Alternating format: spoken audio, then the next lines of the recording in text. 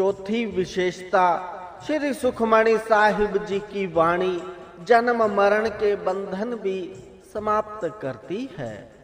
दास तो हैरान होता है कि सुखमणि साहिब जी की वाणी में गुरु साहिब जी ने ऐसी कौन सी शक्ति भरी है कि इससे न केवल इस लोक के दुख समाप्त हो जाते हैं, अपितु इस वाणी को सुनने पढ़ने वाले का परलोक भी सुखद हो जाता है।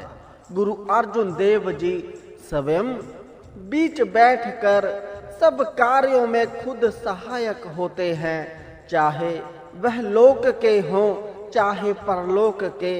जो सुखमणि साहिब जी की वाणी को प्रेम से पढ़ता अथवा सुनता है, यह वाणी उसका जन्म मरण का दुख निवृत्त कर देती है।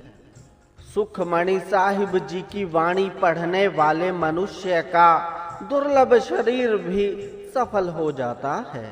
हम में से बहुसंख्या उनकी हैं जो अपने तन से शरीर से प्यार करते हैं, लेकिन यह तो नाश हो जाना है। पर कहते हैं नाश से पहले जिसका गुरु से वाणी से हार्दिक प्रेम हो जाए, उसका शरीर भी स्वीकार हो जाता है। वैसे तो शरीर ने नाश हो जाना है, पर कहते हैं यह भी स्वीकार हो गया। किसका स्वीकार हुआ? जो 2-4 करोड़ पीछे छोड़ गया, अथवा जिसने वस्त्र बहुत अमूल्य पहने, जो बहुत बुद्धिमान है, चुस्त है, उसका कहते नहीं, फिर किसका? कहे नानक एह शरीर परवान होया, जिन सतगुर स्यू चित लाया। हमारी मृत्यु के पश्चात जब शरीर को जला भी देते हैं, नाम तो भी नाश नहीं होता। जो भीतर शब्द की कमाई है, वाणी कंठ है, वह नाश नहीं होती। शरीर को जलाने के पश्चात भी यह चीज नहीं जलती। उसके पश्चात अस्थियां चुनते हैं, जिसे फूल कहते हैं। राख बोरियों में डालते हैं, इसे जल प्रवाह कर देते हैं, लेकिन यह चीज फिर भी नाश नहीं होती। यदि जन्म मरण समाप्त हो गया तो भला, यदि दोबारा जन्म मिल गया, जो कुछ वाणिज्य किया होगा वह नाश नहीं होगा, वह साथ ही चला आता है। जहां भी जाओगे वह सौदा साथ जाएगा, वह साथ ही चला आता है। हो सकता है कई लोगों को यह बात अजीब लगे। थोड़े दिन हुए दास को एक बालक मिला। कोई 10 वर्ष की आयु उस बालक की। जपू जी साहिब जी का पाठ 3.5 मिनट में कर लेता है। उससे दास ने पूछा, क्या पाठ की प्रत्येक पंक्ति तेरी नजर में से गुजरती है, तेरे भीतर से गुजरती है? वह कहता, हाँ गुजरती है। दास ने कहा, अवश्य यह पूर्व जन्म का कोई अभ्यासी है। पूर्व जन्म का इसे इतना अभ्यास है कि अगले जन्म में वह चीज तैयार मिल गई है। इसे वाणी का पूर्व जन्म का अभ्यास है। अन्यथा कई बड़ी बड़ी आयु के शरीर 6-7 मिनट लगाते हैं जपू जी साहिब का पाठ करने को। कहीं इस बात का यह मतलब ना समझ लेना कि वाणी शीघ्र शीघ्र पढ़नी है, रफ्तार बढ़ानी है। वाणी का प्रत्येक अक्षर आपकी निगाह में से निकले, पता लगे कि मैंने हर अक्षर पढ़ा है, अपना पढ़ा सुना जाए। यह अभ्यास की बात होती है।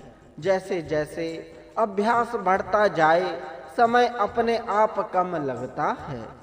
दास का यह उदाहरण देने से भाव यह है कि जो भी सीढ़ी अभ्यास की चढ़ जाओगे, कोई वाणी कंठ की, शब्द की कमाई की, नम्रता की, निर्भयता की, दया की, अथवा कोई अन्य, हम प्राण त्याग जाएंगे, शरीर समाप्त हो जाएगा, जल भी जाएगा, जल प्रवाह भी हो जाएगा, लेकिन वह नाश नहीं हो सकती।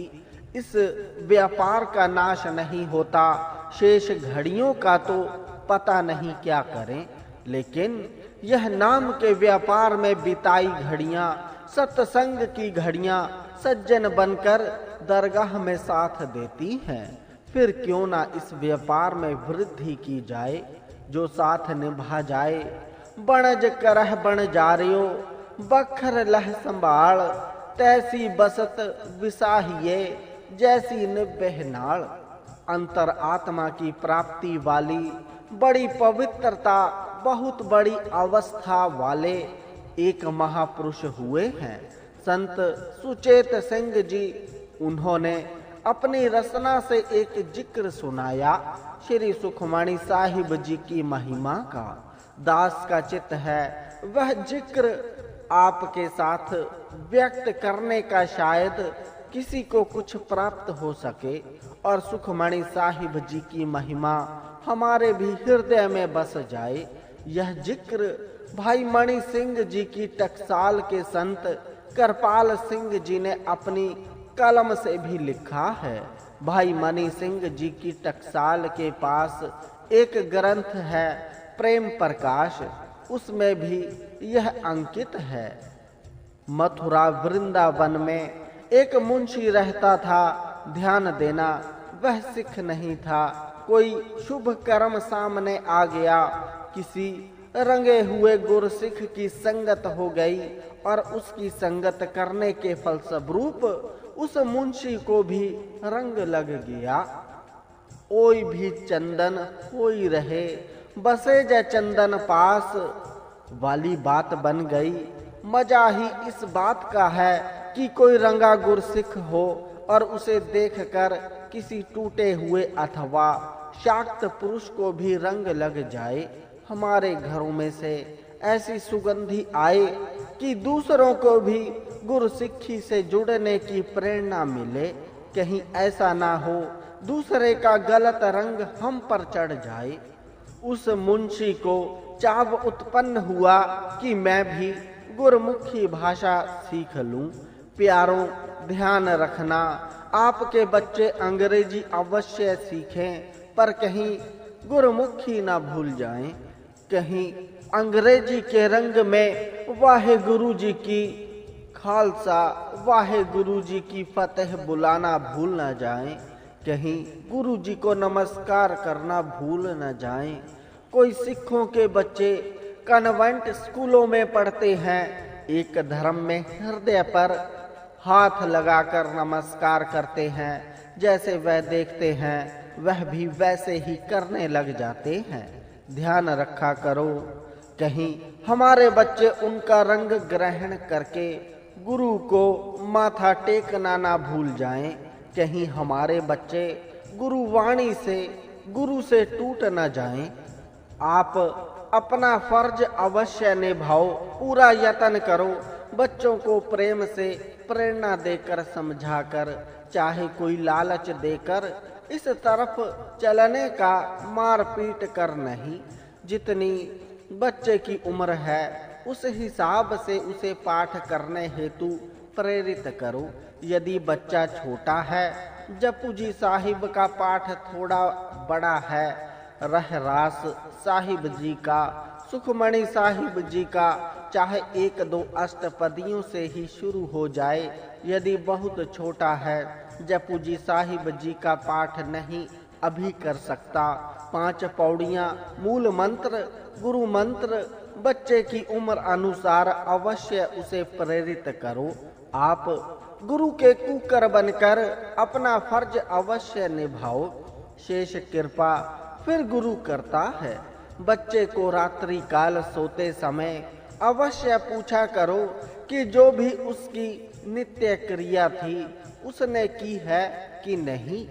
उस मुंशी को, जो कि सिख भी नहीं था, गुरसिख को मिलकर ऐसा रंग चढ़ गया कि उसने गुरमुखी अक्षर सीख लिए। फिर धीरे धीरे सुखमणि साहिब जी का पाठ कंठ कर लिया, जुबानी याद कर लिया। पाठ कंठ करने के पश्चात पूछने लगा, किस ढंग से पाठ करूं कि महात्म अधिक मिले।